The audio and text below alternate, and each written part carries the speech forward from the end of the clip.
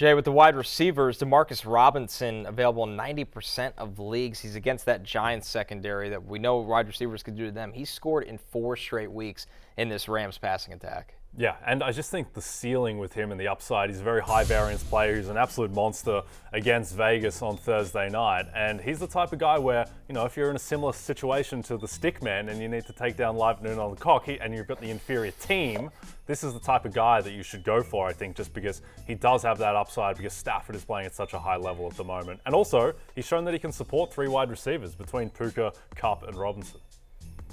I mean, he was the better wide receiver. I mean, in that Dynasty League semifinal that I lost, I had DeMarcus Robinson sitting on my bench while I started Cooper Kupp. I wish I had switched that, obviously. Look, I mean, it is what it is. You're never going to bench Cooper Kupp. But the fact is that since week 13, DeMarcus Robinson is the 14th best wide receiver in fantasy. Now, that's been supported by the touchdowns. Connor, as you mentioned, he scored in 4 straight. But there's clearly a connection between him and Stafford. And DeMarcus Robinson, whether it's with Baltimore last year or with Mahomes and the Chiefs earlier in his career, the fact is that when he's gotten opportunities, he has produced. And it feels like, as Tutu Atwell has been banged up, he's found something, that Sean McVay has found something between Stafford and DeMarcus Robinson. So a little bit of a deeper guy. But yes, if you need some variance, you probably wouldn't do this. But honestly, if I said to you, Jay and Connor, who should I start this week? DeMarcus Robinson or Stephon Diggs? I know that sounds insane, but the fact is that Diggs has been brutal for 7 weeks in a row. And we just talked about it. For a month now, DeMarcus Robinson has been a top 15 wide receiver.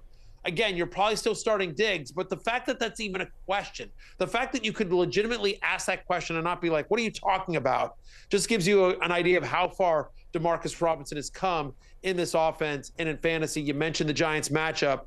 Giants have allowed the 6th most fantasy points to opposing wide receivers. Another option here, Matthew, Demario Douglas. I would imagine this is more of a floor play compared to Robinson's ceiling play. Yeah, look, Demario Douglas is sort of their offense, right? He's now had at least 5 receptions in 5 of the past 6 games. He's averaging double-digit fantasy points in the last 6 games he's played. And so, they're playing Buffalo, and they're likely going to have to move the ball against the Bills. So credit Bailey Zappi, who has been just good enough to keep the chains moving and move the ball. Over at tight end here, Jay, Gerald Everett tops the list. Available in 58% of leagues. He's got the Broncos, but right now, tight end, we know how all over the place this position can be, and with the stick man under center, Everett's involved. Yeah, and the thing with Everett is that, 1, there's just no other human beings left on the Chargers. It's just him, it's Josh Palmer, there's not much else going on. 2, he's had 8 targets each of the past 2 weeks, and the good thing there is that 2 completely different games, completely different game scripts. The Buffalo game was close. The Raiders game, obviously, they gave up 63 points, so they got blown out. So I think that he's shown that he has a connection with Stick to the point where I think you do much, much worse at tight end than a guy who's getting 8 targets a game. Matthew, how about? He's gotten it. Yeah, go ahead on Everett, and then we'll talk about our next one. I'm just saying, the last 3 games, he's had a 23% target share, and you love the matchup with Denver. Broncos allow the most fantasy points to opposing tight ends. Our next one, with Luke Musgrave out on the Packers, the other tight end they took this year after Luke Musgrave, Tucker Kraft, has been a mainstay in their offense. While Musgrave has been out, he's been the 13th best fantasy tight end as well. 10.5 fantasy points per game in 3 straight games where he's had at least 55 receiving yards. And by the way, think about this Packers offense.